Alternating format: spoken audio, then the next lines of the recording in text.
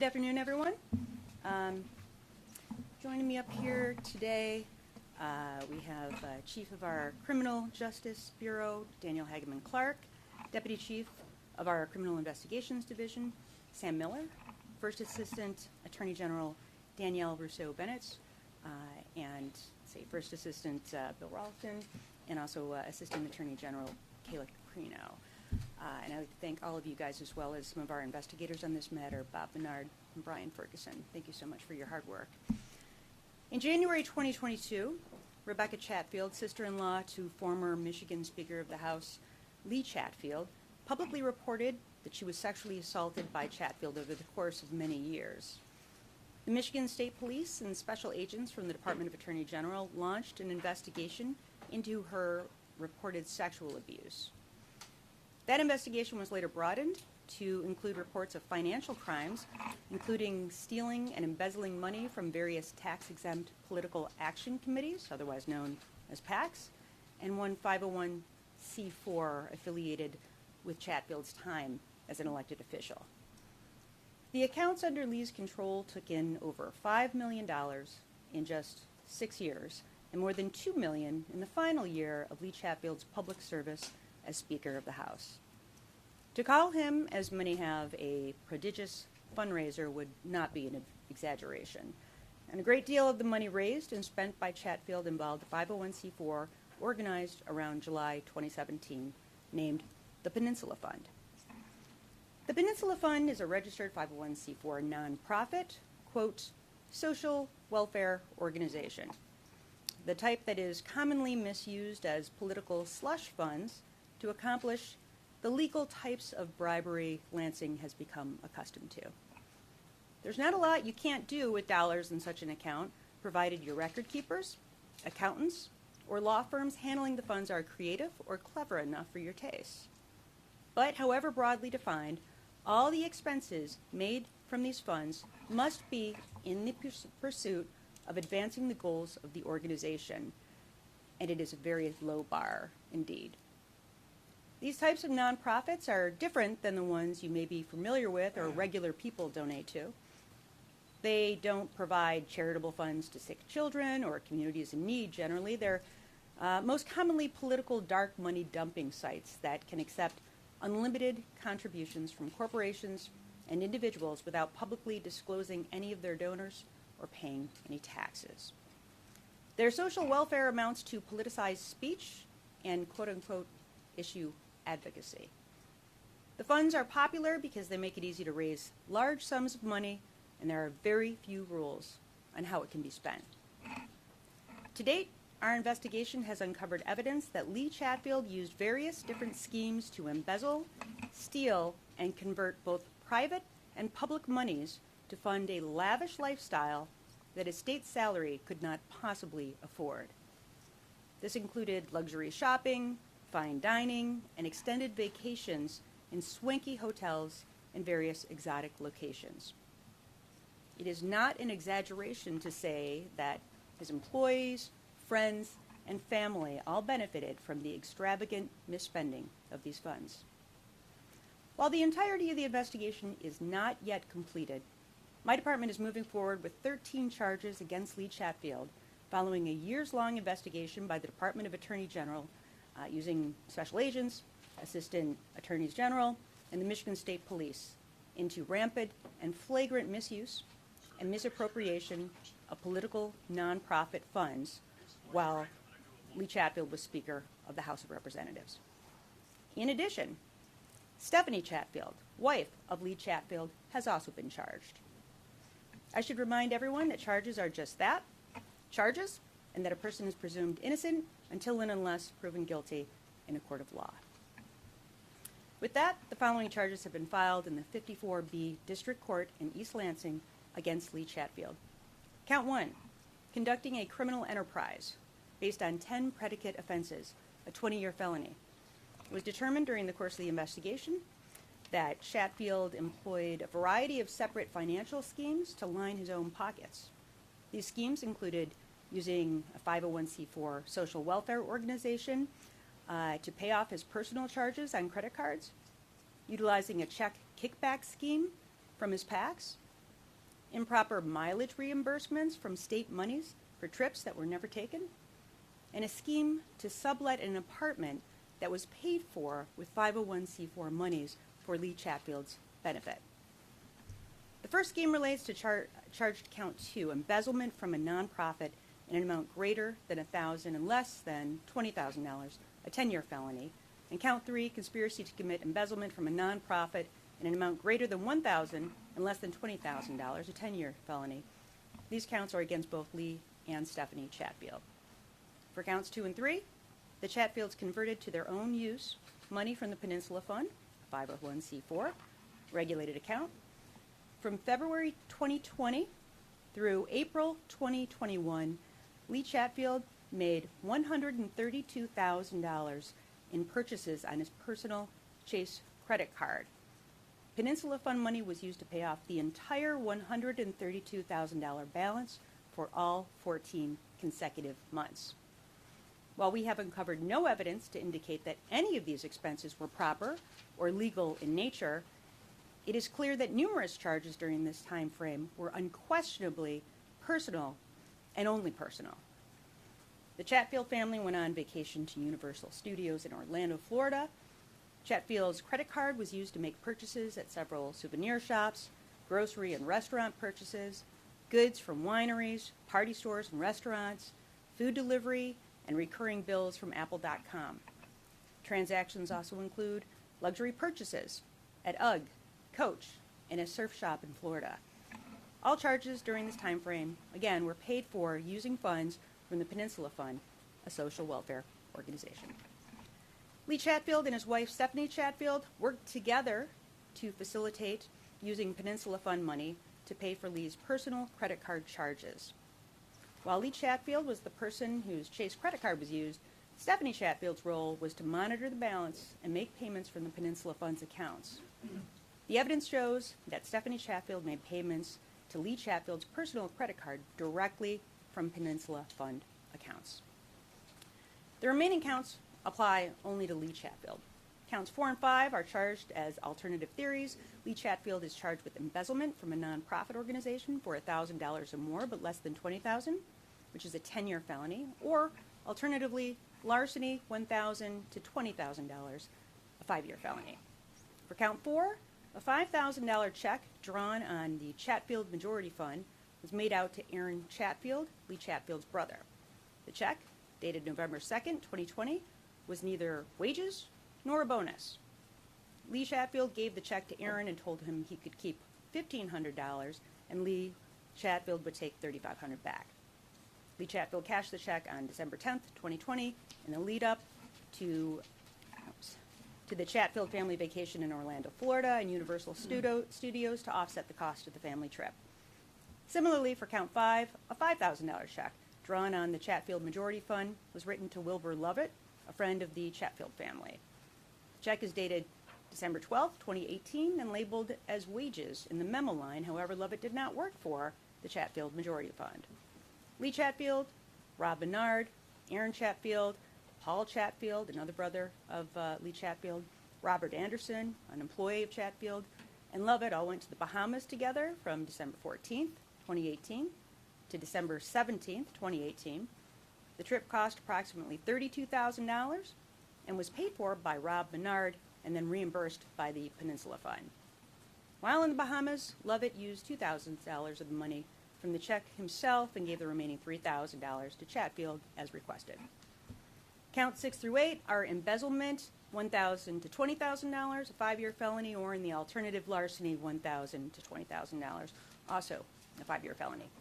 Similarly, in each of these charges, checks from the Chatfield Majority Fund 2 were provided to friends and family of Lee Chatfield, whom he then instructed to cash the checks and provide much of the cash to him for personal retail and bar expenses for trips he took to Las Vegas, Nevada in May 2018, the Bahamas in December 2018, and a family vacation to Universal Studios in Orlando, Florida, and contemporaneously with Lee Chatfield, Paul Chatfield, Aaron Chatfield, Bob Anderson, and Wilbur Lovett's November 2020 trip to Miami, Florida. Counts 9 through 11 are for embezzlement by a public officer over $50. Those are 10-year felonies. As a member of the Michigan House of Representatives, Chatfield was entitled to receive a travel reimbursement each week for one round trip between Lansing, Michigan, and his home district, Michigan's then 107th district, which totals 448 miles.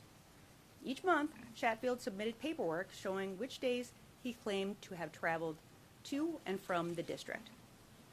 From January 2019 through December 2020, Lee Chatfield received over $30 in reimbursement for travel expenses on certain days. However, Chatfield's calendar, personal credit card, and Peninsula Fund spending indicate that many of these times he sought travel reimbursements, but a trip from Lansing to his home district was never made. Of the 42,337 miles Chatfield sought reimbursement for, approximately 21,280 miles appear to be associated with trips never actually taken, equating to $12,299.84 of taxpayer money that was improperly reimbursed. Records indicate that Lee signed reimbursement forms for days he was actually in Phoenix, Arizona, Puerto Rico, Detroit, and in one instance for mileage reimbursement for when he took a flight to Pellston instead of making the drive.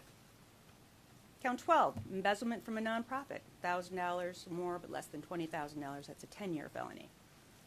From December 2017 through December 2019, Lee Chatfield rented an apartment from Walnut Tree Properties, a company that was owned by the Michigan Automobile Dealers Association, a lobbying firm that is run by Terry Burns. From December 2017 through December 2019, Lee Chatfield's monthly rent of $775 was paid for by the Peninsula Fund. But at the same time, Lee Chatfield was subleasing one of the bedrooms in the apartment for $250 a month, and then he just pocketed the change and kept that instead of ever reimbursing the Peninsula Fund. Finally, count 13 is a Charitable Trust Act felony violation. This charge is an additional and separate theory of liability for Lee Chatfield's use of Peninsula Fund money to pay off the balances on his personal credit card. These funds were used for purposes other than that which the funds were contributed or solicited, which is a violation of the Charitable Trust Act. In service of this investigation, my team of investigators and prosecutors conducted dozens of witness interviews, obtained tens of thousands of financial records, extensively reviewed tens of thousands of digital documents, engaged a forensic accounting firm to review bank records, conducted all this document review through a rigorous operation of a taint team, and of course along the way also charged two high-ranking Chatfield employees with significant felonies, those being Robert and Ann Menard. And of course this has been one of the most highly publicized public integrity investigations pursued by this department since I took office, and it's been a significant undertaking. But we're also announcing today that the investigation into the reported sexual assault by Rebecca Chatfield is closed without issuing charges. We've made that decision that we cannot reach the appropriate proofs required as it relates to the allegations of sexual assault, and we do not have the sufficient evidence under the relevant criminal statutes. Our investigation, though exhaustive, failed to produce evidence to meet proof beyond a reasonable doubt, the standard that must be met in order to bring charges. We commend Rebecca's strength, her bravery, and her courage in stepping forward to tell her story. And her disclosure led to our office's full investigation into allegations of other criminal activity. Were it not for her, we likely wouldn't be here today announcing charges at all. We are continuing our lengthy review of documents. And let me be clear, the investigation remains ongoing. We have definitely not ruled out additional charges against the Chatfields and many others. But we are confident in what we have alleged and charged today, and felt as though it was important to at least begin the legal process. Complex financial investigations can take years to complete and to try in court. For instance, the prosecution of Eric Smith, former Macomb County prosecutor, took over 3.5 years from the date charges were announced to the date of Smith's sentencing. Likewise, the prosecution of Sharikia Hawkins, former Southfield City Clerk, took over 3 years to conclude.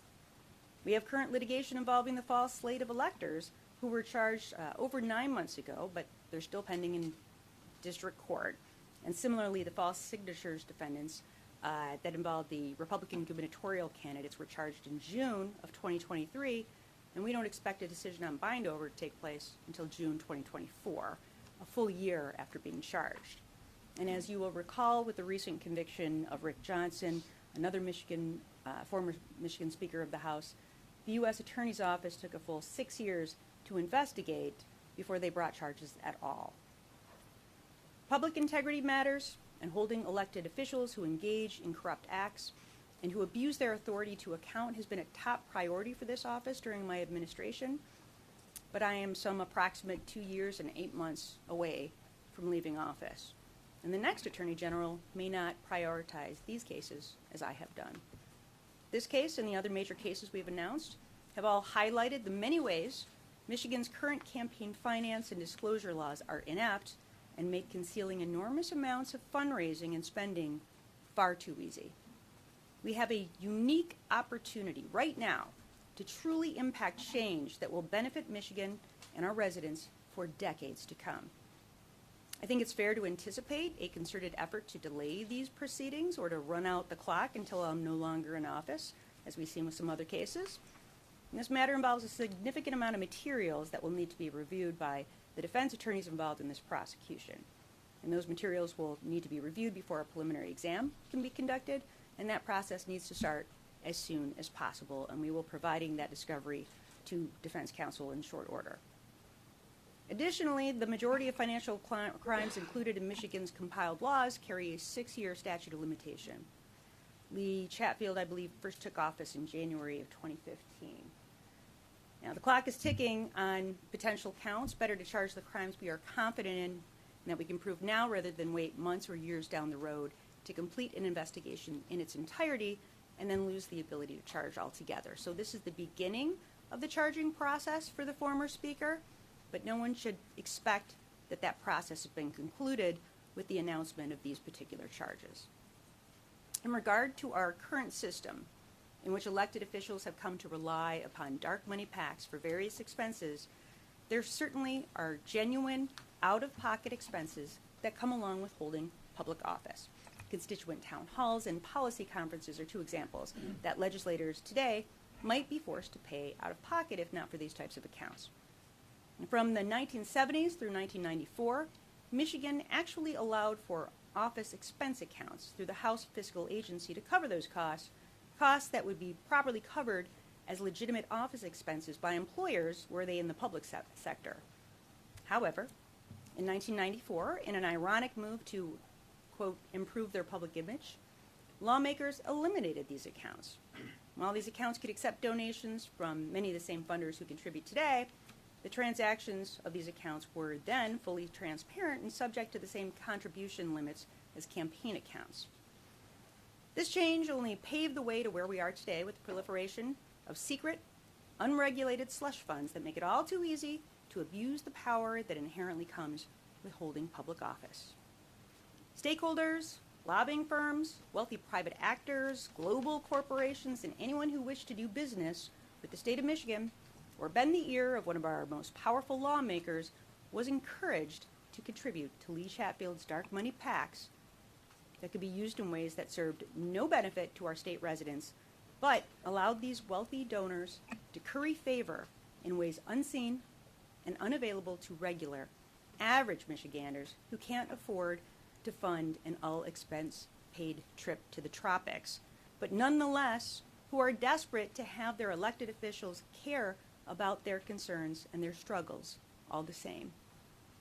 As I have said many times before, and will do so again today, the Michigan Campaign Finance Act is effectively toothless, useless, and utterly worthless as a deterrent to these crimes. The statutes governing political funds and donor disclosures in this state couldn't be more futile if they were literally drafted by crooks for the very purpose of violating them. The inherent weakness of these laws not only allows for pervasive, corrupt behavior, it encourages it and fosters it. And it spawns the perception that all elected officials are crooked, since there's so little means to find out who is and who isn't gaming the system and subjecting themselves to what we can only call legalized bribery. Let me be clear. The misuse of social welfare funds is not a new practice in Lansing. And while Lee Chatfield may have exploited the system a little bit more than others, No one political party alone has perverted or abused it. This is simply the predictable product of the dark moneyed fueled culture we have here in Lansing. Corruption is predicated on greed, a fundamental disrespect for voters, comfort provided by weak laws, and the stone-cold assurance that no one will ever know, no one will ever be able to look, and no one can prove anything. So why not take advantage? And no one would have reviewed these accounts. No one would or could have seen the mountain of potential evidentiary material we had access to only by virtue of the allegations made by Rebecca Chatfield, which provided probable cause for our investigation. Politicians and donors count on it. They count on the fact that no one will ever see the inner workings because we simply don't require it, and that no one can prove the scheme or see the scandal. With this investigation and our major investigations, we're proving that to be wrong, but we can't change the culture on our own as an investigating and prosecuting agency. This prosecution required a unique and uncommon fact pattern, and it relied on uncommon allegations. To change Lansing's culture from one of secret donors and corruption requires and demands legislative solutions. These must come swiftly, and I'm very proud to be joining the Michigan House on Thursday along with Secretary of State Benson in support of the BRIGHT Act. As I've stated in previous press conferences, Michigan residents deserve more. They deserve better than what this flawed system has allowed. And with that, I'll open up the floor for a limited number of questions. Madam Attorney, do you have a view?